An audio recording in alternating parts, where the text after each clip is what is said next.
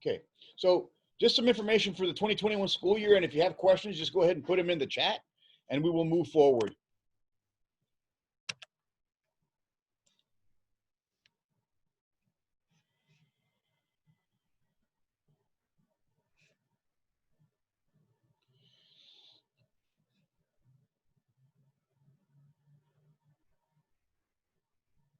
Okay, so real quick, in essence, the high points are IUSD and Imperial High School. We are committed to the safety of our students and your children, of course. So it is because of this reason that we're going to begin the 2021 school year under a distance learning model, under, of course, the guidance and recommendation from the state of California and the Imperial County Health Department. So this is interesting times right now. So, you know, we can't control how we're starting. These are mandated by the state and by the health department. What we can control is how we approach it. So going in, we know that we'll have to work together to make it the best possible experience for our students.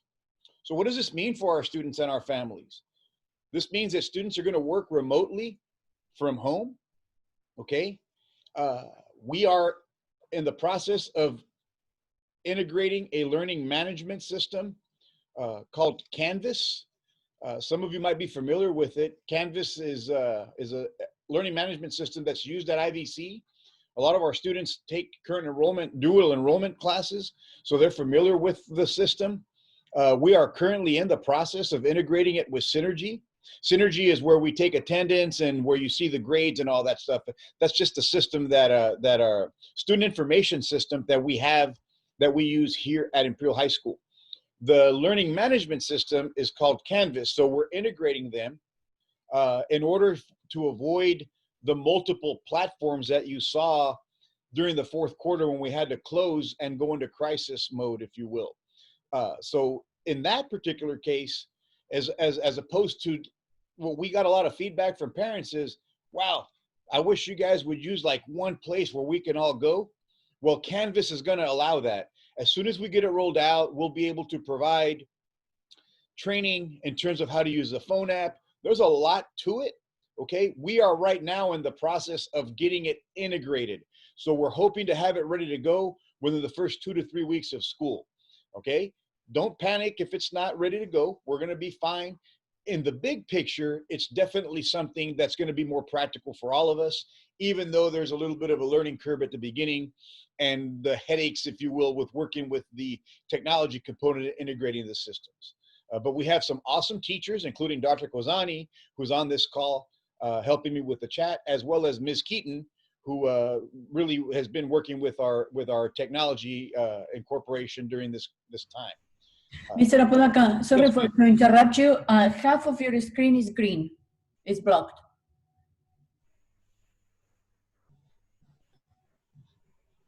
Has it been happening the whole time? In the last minute. That's odd.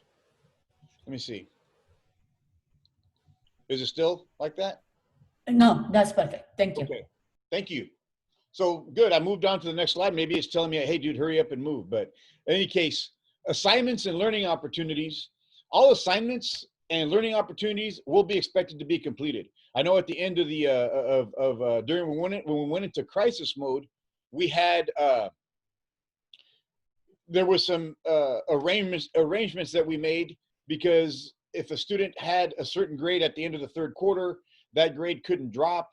And then there was just a lot of things put together really fast. So now that we are going into this distance learning for the immediate future, all assignments and school is in session and everything's expected to be completed just as if school were in regular session. The schedule that we've created and with collaboration will allow for students to work with teachers as a whole, as well as independently. So we have everything that we're doing is based on the research on distance learning that we're trying to employ best practices. So there are some differences, as we all are starting or have already figured out, between distance learning and traditional, what we refer to as brick and mortar learning. So in any case, as far as the assignments, learning opportunities, everything is live. Everything, nothing is ever optional. So moving on to the schedule. Okay, so school will be held on Monday through Friday. It's every day, of course, unless we have a holiday, then we'll recognize those. But on Mondays, students will be expected to check in with their advisory, and that's per Education Code 43503, number 6, with Senate Bill 98, which requires, quotes, daily live interaction with certificated employees and peers. So each of your students, school will begin at 8:30 every day, and it will end at 3:25. But we are expected to have daily interaction with your students, with certificated employees. That could be a teacher, that could be an administrator, that could be a counselor, either for welfare checks, and with each other. So we have a reading period that we're calling advisory that's only going from 8:30 to 9. So on Mondays, students will be expected to Zoom in or check in with their teachers via a virtual call like what we're doing right now, or via telephone, okay? But it's the more practical component is going to be via Zoom, if you will. We also have Google Meets and whatnot, and there's a component on Canvas, but we have acquired a Zoom license for our district, and teachers will also have Zoom licenses. So on Mondays in particular, it's going to be very important that your students Zoom in and interact with their teacher and interact with each other during that Zoom call. Now, though the purpose for the advisory is really just to check in and see how things are going, okay? An advisory is set to take place every day. And it starts at 8:30, it'll go till 9. Sometimes it may not go all the way till 9. It just depends on what the teacher, what the check-in component from that particular teacher is. All right. So those are Mondays. Okay. And Mondays, students will have the time to work on their assignments from all of their classes. Okay. So with distance learning, there's a lot of emphasis on what we call asynchronous work, which means independent. So when a student is working asynchronously, he or she is working by themselves independently, not with the teacher. When we're working together or synchronously, then it's the teacher and I have my students, and we're all working together at the same pace. So I may have everyone on a Zoom call talk about an assignment that we're going to ask my students to do. And then after we finish with that 15, 20 minutes, then I cut them loose so they can work independently on that assignment. So Mondays are designed for the students to get ahead, to get caught up, and to make sure that they have their assignments and learning opportunities completed and ready to go. Okay. We also have our teachers on Mondays will be reaching out to students. If your child is struggling in a class, they may have to check in later on during the day for a tutoring session with the teacher, be it one-on-one or in a smaller group. If a student is not engaging, meaning we haven't heard from them, you didn't check in today, then the teacher's going to reach out via telephone call to find out what's going on. So Mondays are a work day, but because we're in a distance learning model where we've worked into the actual work day and into the work week a lot of outreach, because as a learning education, as an LEA, as a learning education agency, we have to document that every child is participating and is engaged. So if your child doesn't come to school or doesn't participate, they're going to reach out to our administrative team, and we're going to need to go knock on your door and figure out what's going on. Is your child okay? We have a school resource officer. We have a social services. We're building a team to make sure that kids are engaging, because we need to document every week that every child is engaged. Attendance will be taken, but it'll be taken on the student zooming in or on the student submitting the assignments on a daily basis. All right, more on that as we get closer and we go through the year. Advisory begins at 8:30. Teachers will, I've mentioned that already. I'm not going to read it to you. Documenting formulas of any student. So moving on Tuesday through Friday, each day, once again, begins at 8:30 with advisory. Tuesdays and Thursdays, students will engage in periods 1, 2, and 3. So advisory starts at 8:30, and then when advisory is over, your student gets ready for first period, which will go from 9 to 10. Second period from 10 to 11. Third period from 11 to 12. Then they have a break to have some lunch. And then from 1 to 3:35, that's when the student will engage in completing some assignments independently or, again, asynchronously. Teachers will use this time to reach out to students who are not engaging and ask students to connect for individual or small group virtual intervention. So once again, the reason for the block schedule, if you will, we call them periods, but they're really learning blocks, is to not overwhelm our students with 6 classes a day, zooming in on the screen. Research says that if too much screen time is not good for children or any of us.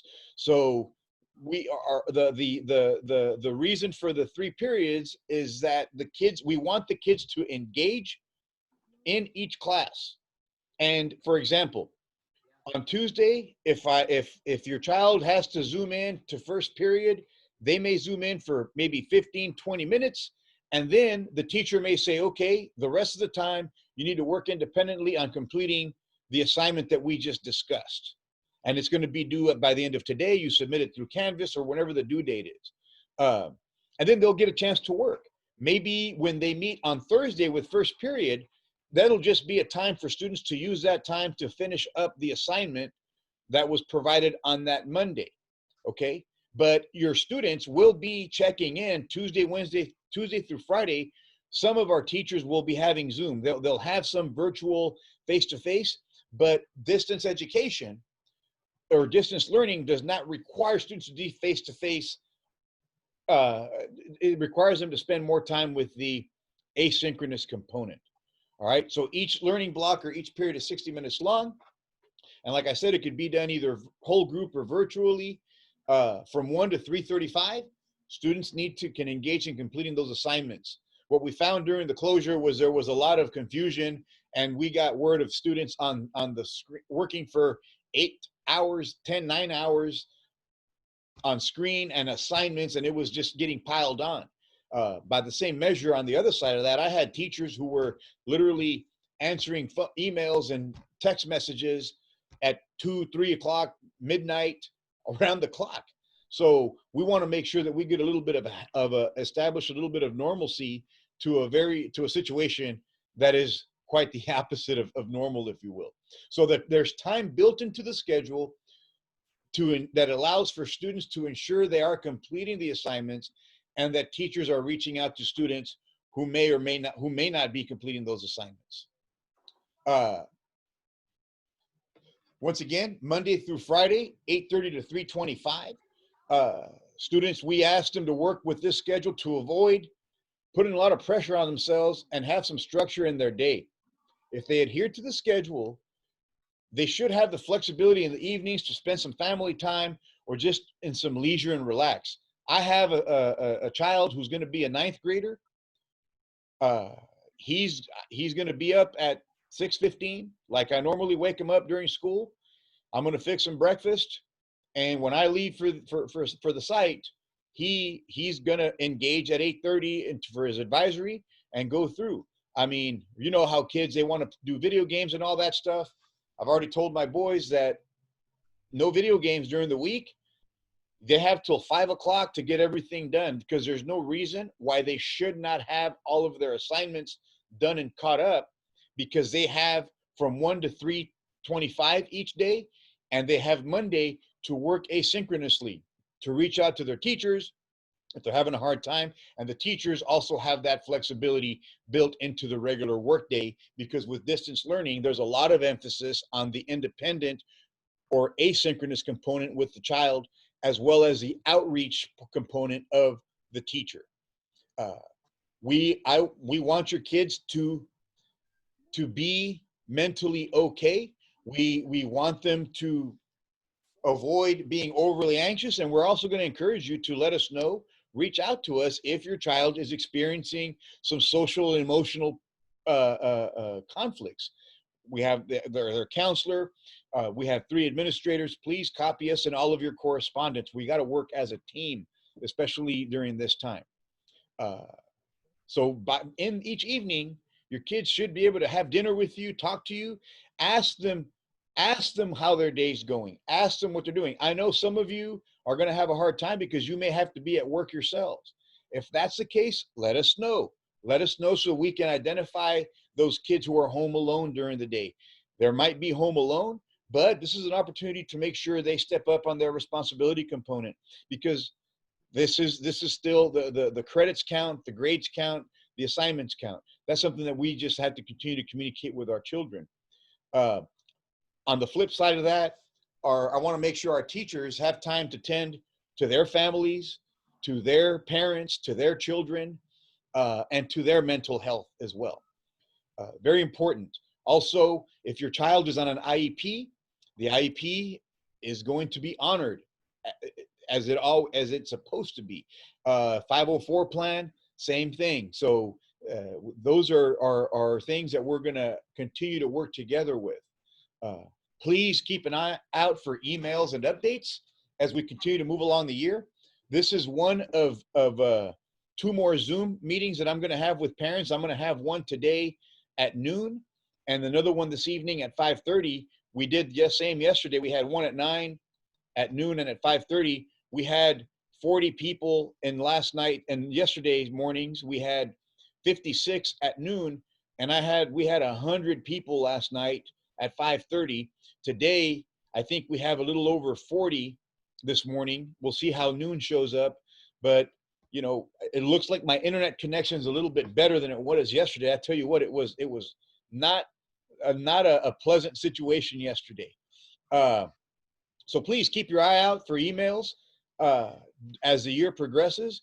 Just as some housekeeping items that we've been getting a lot of, Chromebooks can be checked out between 7:30 and 4 o'clock beginning today. They'll be happening all of next week as well through Friday. So if you don't have a device for your child at home, please come over and check one out here with Mrs. Bárcenas at the front office. If you do have a device, I want to encourage you to please use the device because we don't want to run out of them. But if you don't have a webcam on your home computer, then you're going to need to get a device. I had a couple of conversations with some parents on that. If you only have one device and you have 2 children at Imperial High School, you need to pick up 2 because we can't have you sharing the device, because that's not going to be very practical for you either.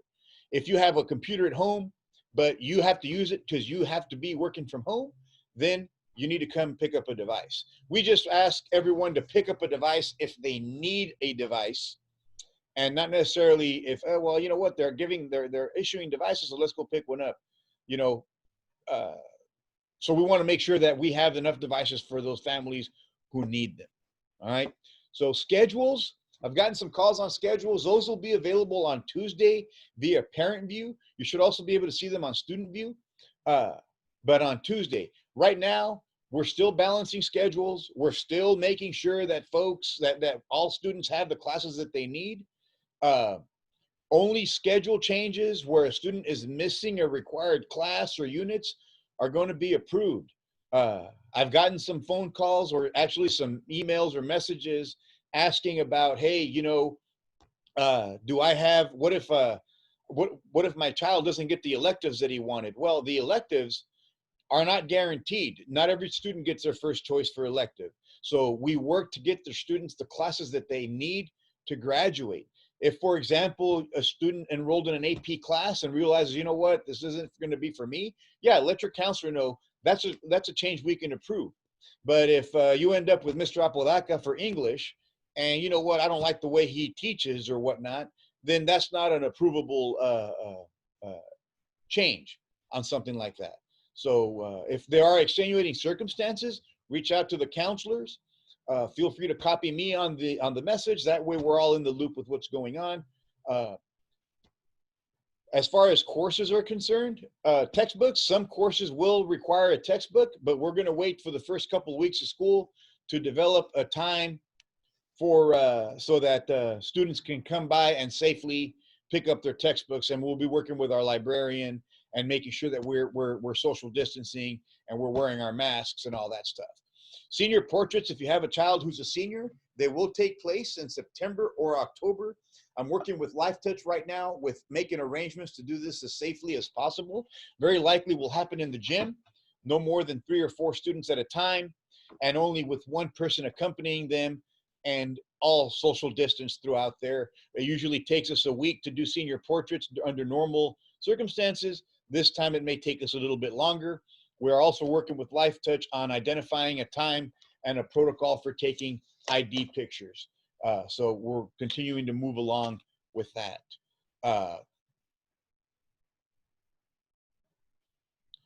My cell phone number is 760-540-1366. So I put it at the beginning of the chat, Mr. Apodaca, awesome. and also your email. Awesome. Thank you, Dr. Quazani. So at this stage of the game, if there are questions, Dr. Quazani, can on the chat, we are 25 minutes into this call. The next 5-10 minutes, if you have no questions, ladies and gentlemen, you're free to leave the call at this time. I am going to have this call. I'm going to have the call that's posted on our website right now. I'm going to have that one taken down, and I'm going to have this one posted because it's got the visual component to it. Again, the more we do things, the better we get at them. So just like the presentations, I'm hoping get better and more efficient, your kids will get better. And if you have family, friends, or whatnot that weren't able to make this call, let them know, hey, he's going to have one at 12 and one at 5:30 again this evening. So once again, if you are, we'll take some, Dr. Quazani will let me know some questions on the chat. And if you have no questions, as you move forward, you can start leaving the meeting and getting back to business. Feel free to reach out with us with any questions. Dr. Quazani? Yes, first question is about dual enrollment. Okay, we will be offering dual enrollment here at the high school this year. The other one is one of the parents, her kid was in band at Front Rhine Middle School, and she wants to know if the student will have the opportunity to be in band at our school. Yes, they'll have that opportunity. Right now, as you may imagine, with no athletics, no physical activity and things of that nature. But as soon as we get going, they'll have the opportunity to be in the band as well. So yes, the answer is yes. Okay. What about FFA? Because yes. most probably we're not going to have fair. So what are the plans for FFA? Mr. Esquer, Ms. Stiff, and Ms. Holler, our new teacher, they had a meeting night before last with the fair. And right now, what will happen, it's all predicated on where we are as a county at the time of when February, March comes around. If we're still in the very similar place as we are right now, then chances are the fair won't happen. But if we change for the better, it's all going to be dependent on what is allowed by the county and by the state. If a student is going to show an animal, it's possible that they may do they may still do that even without a fair through social distancing and with minimal to no audience to watch. Very similar to what's happening with a lot of sports in the college and professional level. They're having the contests, but there's not any spectators. So that's FFA is still going to be an organization that we have. We still have the chapter, but it'll be done a little bit differently depending on what kind of parameters that we have and where we are as a county. Perfect. Electives, same as usual. Some of them are going to be not offered this year. What will happen with electives? As far as the electives, as of right now, we have pretty much all of the electives that we've had in the past. If you can think of a specific one, let me know. Right now, I'm not registering anything that we're not having. We did not offer AP Human Geography this year because of the low numbers and requests. But as far as all of our electives, they should still be in place. We're even offering woodshop right now, and it's going to be a little bit different, or a lot of bit different, if you will. But yes, electives and whatnot are still there. So I mean, students don't always get their first choice of electives, but they will get an elective. Some of them do get their first choice.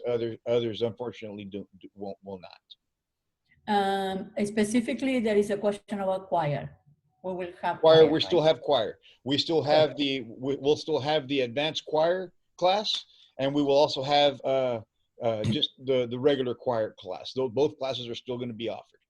Perfect. And the last question that I have is if the Zooms are going to be recorded and posted in Canvas, so when a student misses the Zoom, can watch the video on Canvas.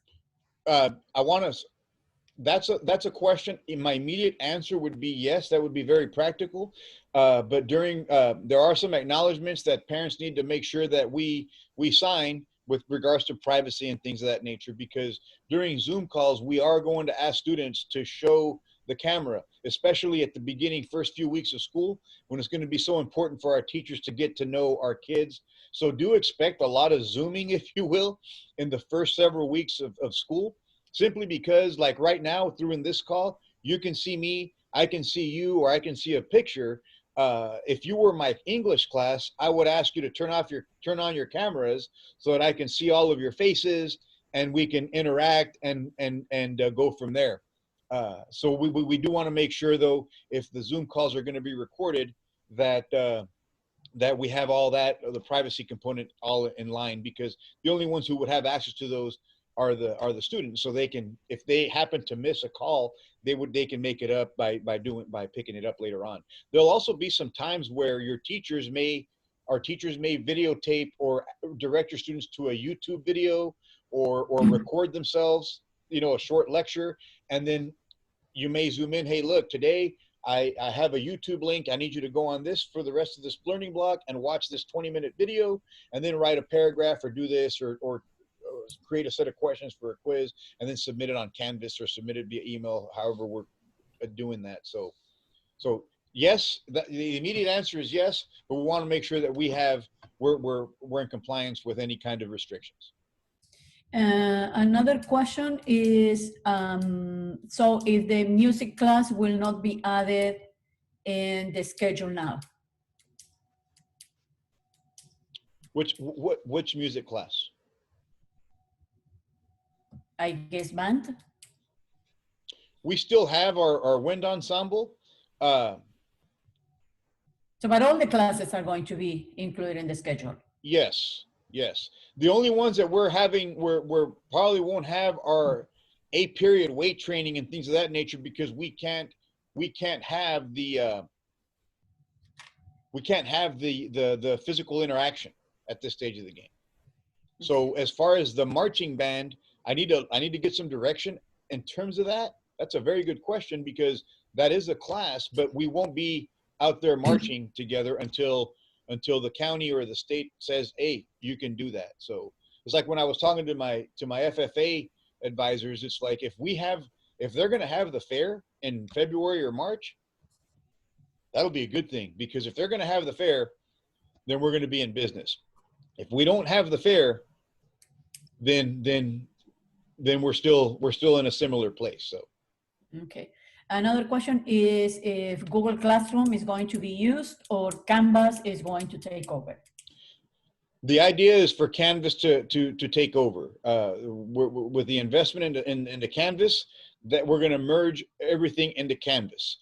Like I mentioned, the toughest part, and Dr. Guzani will attest to it, has been the integration. But teachers like Dr. Guzani, like Ms. Keaton, like Ms. Lopez, they are very good with that technology, and they've been a really big resource in training our teachers moving forward. But to answer your question immediately, yes, the idea is to transition completely into Canvas.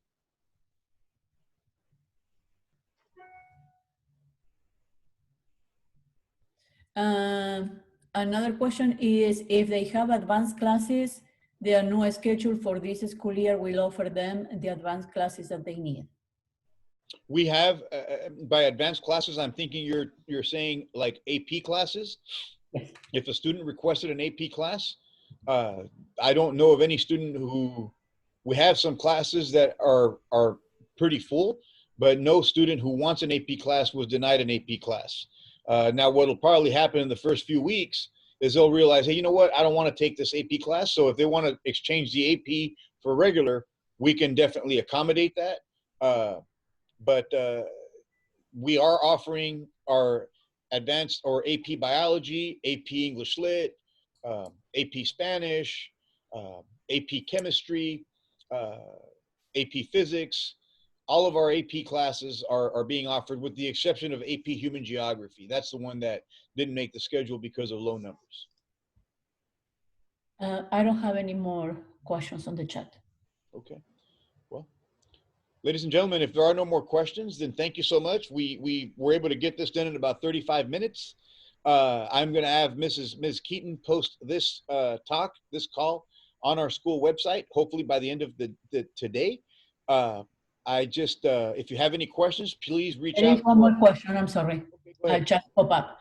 With Google Class, you don't need home office. With Canvas, is the same compatibility, or we will need to buy it? As far as I know, you shouldn't need that. You should be fine based on what we were told from the beginning. It should be fine, but we can definitely look into that. Another question: if there will be training in Canvas for students and parents? Yes. There will be. Once we get going, how are we gonna do it? We'll find a way. But yeah, it's definitely important. Is it gonna be a little bit rocky at the beginning? Yes, but you know, I want to encourage all of our parents and our students and our teachers to just keep a cool mind and stay focused, and we're going to get through this. We're not in a, there's no rush. There's always this sense of urgency. Oh, because the school's going to start, it's going to be okay. You know, we're not going to be in panic mode. We're going to be, as the kids say, we're going to be in chill mode. And by chill, we're going to approach it nice, objectively, and with calm. And we're going to be fine. And when it's all said and done, and we all come back to school and we have sports and band and choir and everything, it's going to be like, man, we're going to look back and we say, man, that was an interesting time. But we all got stronger by it. So any other questions? No, that I have on the chat. Awesome. Well, if there are no more questions, ladies and gentlemen, I want to thank you once again. If you have any questions, please reach out via email. You all have my cell phone number. I'm only a text message away, and you're never bothering me. Okay? I do rest. I try to take my own advice and have some downtime. But when I'm sitting on watching TV and I get a text, it only takes some fingers to respond real quick. So I would rather have your questions answered than not answered. So I want everyone to have a wonderful weekend. Stay safe. Thank you for joining the call, and Tiger Pride.